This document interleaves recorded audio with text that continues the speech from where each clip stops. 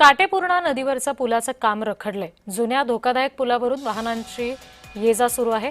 नागपूर छत्रपती संभाजीनगर महामार्गावरील वाशिम जिल्ह्यातील जवळका गावाजवळ काटेपूर्णा नदीवरील पुलाचं काम गेल्या अनेक दिवसांपासून रखडलेलं आहे। या संदर्भात आमचे प्रतिनिधी विशाल राऊत आपल्याला आणखी तपशील देत आहेत, बघूया। जळुका नजीक असलेल्या या पुलाचे काम अत्यंत संत गतीने सुरू असल्याचं या ठिकाणी बघायला मिळत आहे। नक्कीच आधीचा जो या ठिकाणी जो जुना पूल होता, या पुलाचे नवीन बांधकाम करण्यात यावे अशी मागणी अनेक वर्षापासूनची होती।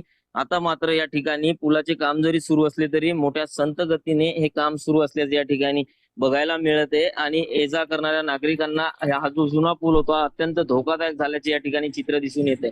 आपण जर बघितले तर गेल्या अनेक वर्षापासूनची नागरिकांची मागणी होती की नवीन पूल बांधण्यात यावा, मात्र पुलाच्या कामाला जरी सुरुवात झाली असली तरी मोठ्या प्रमाणात या ठिकाणी आता जर आपण बघितलं तर या पुलाचे काम सध्या बंद अवस्थेत पडले। नक्कीच लवकरात लवकर या पुलाचे काम पूर्ण करावे अशी मागणी सुद्धा आता या ठिकाणी होते।